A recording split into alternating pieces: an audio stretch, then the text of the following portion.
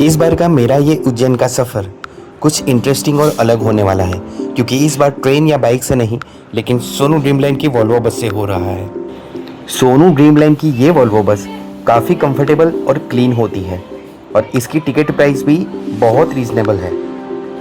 और हाँ, ये एसी वॉल्वो बस है। अभी फ़िलहाल चाय पीने के लिए रुक गया हूँ।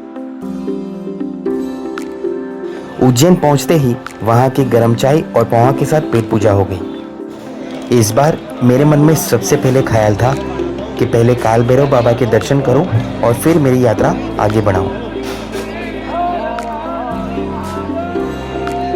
पिछली बार बारिश और भीड़ की वजह से दर्शन तो नहीं कर पाया था, लेकिन इस बार तो दर्शन ज़रूर करूंगा। हालांकि भीड़ आज भी है। इस बार सबसे अच्छी बात यह थी कि बारिश नहीं थी, लेकिन हाँ, बादल ज़रूर थे। बस फिर धीरे धीरे इसी भीड़ के साथ मैं काल भैरव बाबा के और करीब बढ़ रहा था। बस अब इंतज़ार था तो उनके दर्शन का। बाबा के दर्शन करके ऊपर की तरफ शिप्रा नदी के तट पर चले गए, जहाँ पर शिव मंदिर था। शिव मंदिर में इस हवन कुंड के दर्शन किए, मंत्रोपचार को सुना। बाहर निकलते ही तट के बिल्कुल पास में ये जगह भी दिख गई। ऊपर की तरफ थोड़ा सा चलते हुए हम पहुंचने वाले थे सती माता के मंदिर, जहां पर मुझे दिख गया ये तांत्रिक विधि वाला पेड़ जिसको छूना मना था। इस मंदिर को उज्जैन की मेलनी माता मंदिर के नाम से भी प्रसिद्ध किया गया है। कुछ पल यहाँ रुककर माँ के दर्शन किए और मंदिर के आसपास का माहौल भी महसूस किया।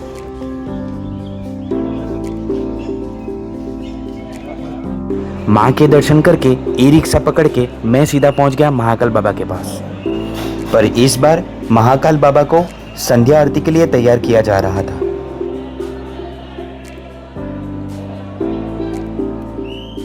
मेरे लिए तो ये काफी अच्छा ही था कि मैं एक जगह पर खड़ा था, क्योंकि इस जगह पर खड़े रह के मैं बाबा के इस बड़ी एलईडी स्क्रीन में दर्शन भी कर पा रहा था और मंदिर के वातावरण को महसूस भी कर पा रहा था। मेरा मानना यह है कि आपको भी यह अनुभव जरूर लेना चाहिए, और कुछ लोगों ने तो ले भी लिया होगा। मैं आशा करता हूं कि आप भी महाकाल बाबा को जरूर मिलने जाएंगे। धीरे धीरे बाबा ने और करीब बुला लिया और अब तो दर्शन काफी अच्छे से हो रहे थे और आपको भी हो रहे होंगे। यह मंदिर है वृद्धेश्वर महादेव जी का, जो है मुख्य मंदिर के बिल्कुल पीछे की तरफ।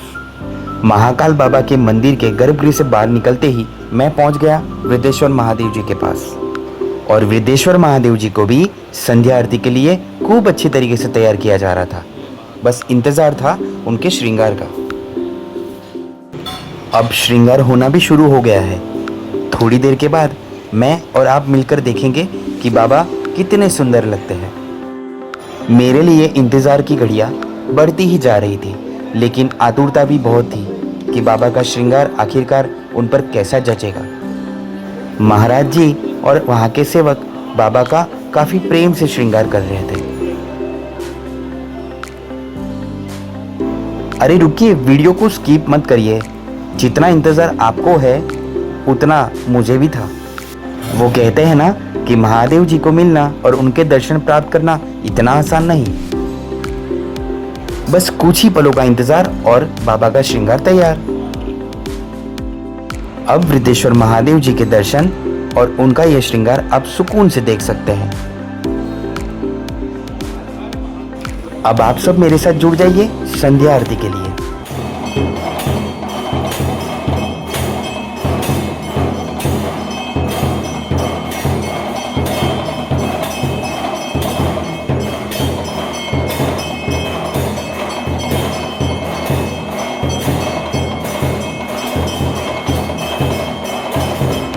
देखते ही देखते भीड़ काफी जमा हो गई थी।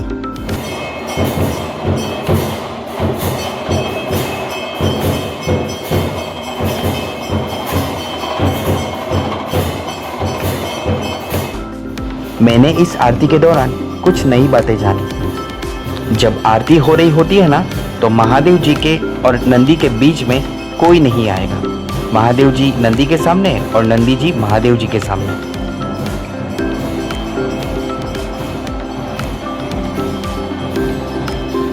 देखिए आप खुद, बीच में से बिल्कुल सीधा रास्ता बना हुआ है। बीच में ना कोई खड़ा है, और अगर कोई खड़ा रह भी रहा था तो उसे बार बार हटाया जा रहा था। वीडियो को आगे ना बढ़ा के मैं आशा करता हूँ कि आप ये आरती का लाभ लें।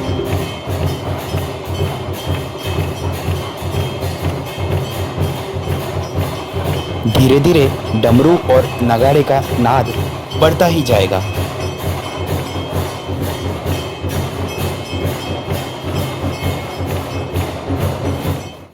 आशा करता हूँ कि आपको आरती अच्छी लगी होगी। मंदिर के बाहर निकलते ही और एक सती माता जी के दर्शन हो गए और साथ साथ गणेश जी के दर्शन भी हो गए। बाहर से रुद्रेश्वर महादेव जी का मंदिर कुछ इस तरह दिखता है।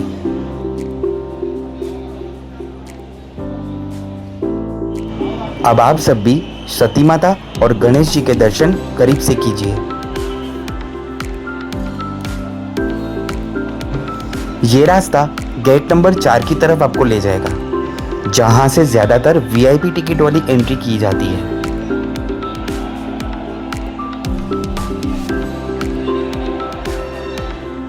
संध्या आरती के बाद कुछ ऐसा दिखता है मंदिर।